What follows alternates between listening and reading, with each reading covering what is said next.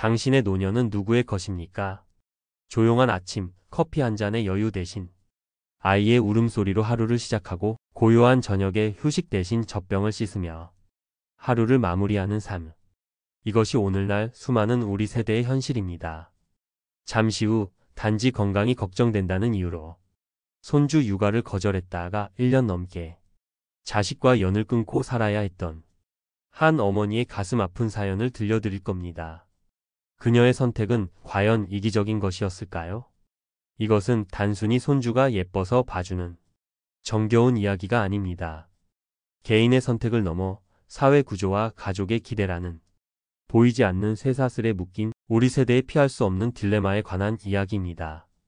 평생을 가족을 위해 살았는데 내 노년마저 온전히 내 것이 될 수 없다면 대체 내 인생은 어디로 간 것일까요?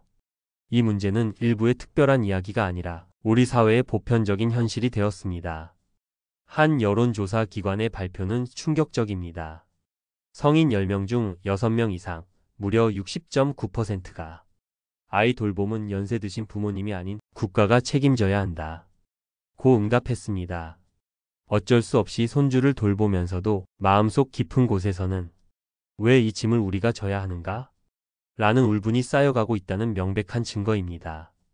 그 울분은 단순한 감정으로 끝나지 않습니다. 한 일간지의 보도에 따르면 60대 여성이 우울증 발병률이 다른 어떤 연령대보다 눈에 띄게 급증하고 있다고 합니다. 심지어 육아병이라 불리는 손목터널증후군 환자의 75%가 50대 이상이라는 통계는 황혼 육아가 우리의 정신뿐만 아니라 몸까지 병들게 하고 있다는 사실을 똑똑히 보여줍니다. 은퇴 후 남편과 함께 소박한 여행을 다니며 취미생활을 즐기는 것이 꿈이었던 김영숙 씨. 올해 66인 그녀의 계획은 소박했습니다. 매달 나오는 국민연금 약 85만 원에 남편의 퇴직연금을 합치면 충분히 꿈꾸던 노후를 즐길 수 있을 거라 믿었습니다. 하지만 맞벌이 딸의 간곡한 부탁은 거절하기 어려웠습니다.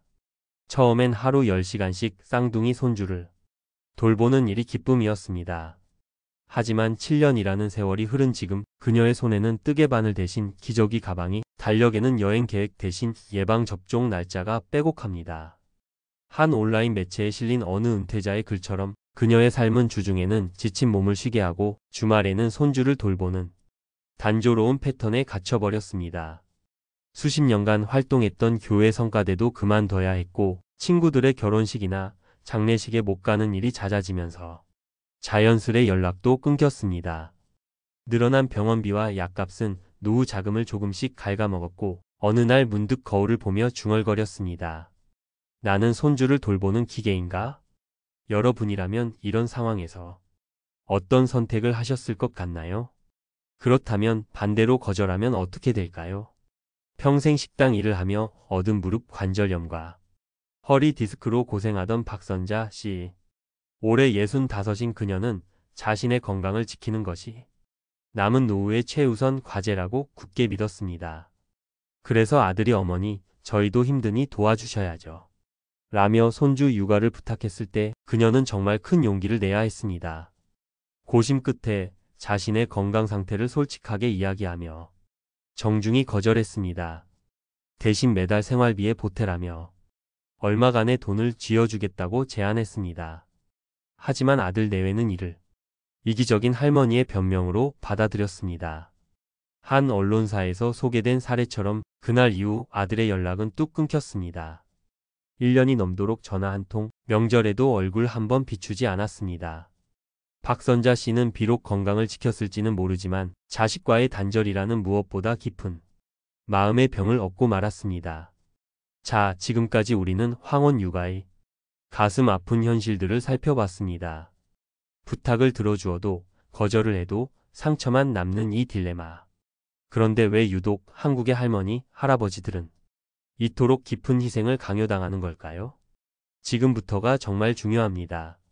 문제의 핵심은 우리 개인에게 있는 것이 아닙니다.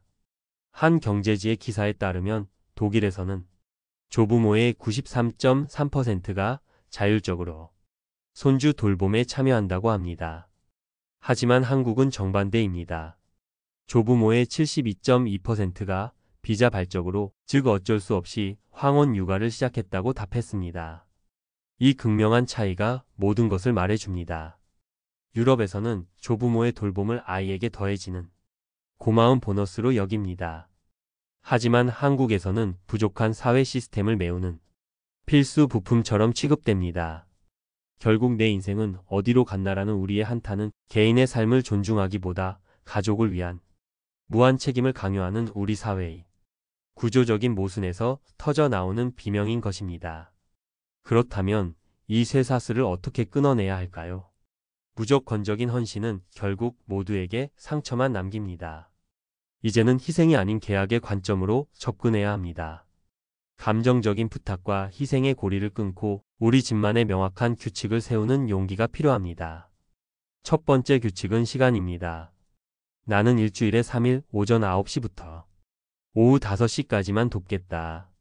이렇게 돌봄이 가능한 요일과 시간을 명확하게 선을 그어야 합니다. 특히 주말은 무슨 일이 있어도 온전히 나의 시간임을 선언해야 합니다. 내 삶의 최소한의 주도권을 되찾는 첫걸음입니다. 두 번째 규칙은 비용입니다.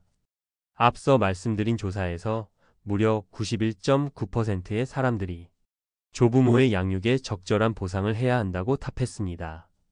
기저귀, 분유, 간식비 같은 실제 들어가는 비용은 물론 최소한의 수고비를 정기적으로 받는 것을 당연한 권리로 요구하십시오. 이것은 결코 뻔뻔한 요구가 아니라 나의 노동에 대한 정당한 대가입니다. 세 번째 규칙은 역할입니다. 자녀들에게 분명히 말해야 합니다. 나는 너희 아이의 주 양육자가 아니라 보조 양육자다. 아이의 훈육 방식, 교육 문제 같은 중요한 결정은 전적으로 부모의 책임임을 명확히 하십시오. 과도한 책임감에서 벗어나는 것만으로도 마음의 짐을 훨씬 덜 수 있습니다. 그리고 많은 분들이 모르고 지나치는 중요한 정보가 있습니다. 바로 내 권리를 찾는 것입니다. 최근 일부 지방자치단체에서는 황혼 육아의 부담을 덜어주기 위해 조부모 돌봄수당 제도를 시행하고 있습니다. 관련 보도에 따르면 서울시, 서울형 아이돌봄비 경기도의 경기형 가족돌봄수당 등이 대표적입니다. 지역별로 소득 기준이나 아이의 나이, 지원 금액이 월 15만원에서 40만원까지 조금씩 다릅니다. 물론 이 돈이 나의 모든 희생을 보상해 줄 수는 없습니다. 하지만 이것은 나의 노동에 대한 최소한의 사회적 인정이자 경제적 부담을 조금이라도 덜 수 있는 아주 현실적인 방법입니다. 지금 바로 여러분이 사시는 지역 이름과 함께 조부모 돌봄수당을 검색해 보십시오. 숨어있던 당신의 권리를 찾으셔야 합니다. 손주를 사랑하는 마음과 내 인생을 지키고 싶은 마음은 결코 서로 부딪히는 것이 아닙니다. 오히려 내가 건강하고 행복해야 손주에게도 더 큰 사랑과 긍정적인 에너지를 줄 수 있습니다. 한 독일 전문가의 말처럼 조부모의 역할은 육아라는 무거운 짐을 떠받치는 필수 기둥이 아니라 가족 모두를 더 행복하게 만들어주는 보완제가 되어야 합니다. 그렇게 되기 위해서는 다른 누구도 아닌 바로 나 자신부터 내 삶의 주도권을 되찾겠다는 용기를 내야 합니다. 당신의 남은 인생은 누군가의 필요를 채우기 위해 존재하는 것이 아닙니다. 지난 수십 년간 애써온 당신의 삶에 대한 보상으로 온전히 당신의 기쁨과 행복으로 채워질 권리가 있습니다. 오늘 그 첫걸음을 내디드시길 진심으로 바랍니다. 오늘 내용이 당신의 삶의 작은 용기와 위로가 되었다면 구독과 좋아요를 통해 저희 채널과 계속 함께해 주시길 바랍니다. 또한 비슷한 고민을 하고 계신 분들이 있다면 댓글을 통해 여러분의 소중한 생각과 경험을 나눠주세요. 서로의 이야기가 모여 큰 힘이 될 것입니다.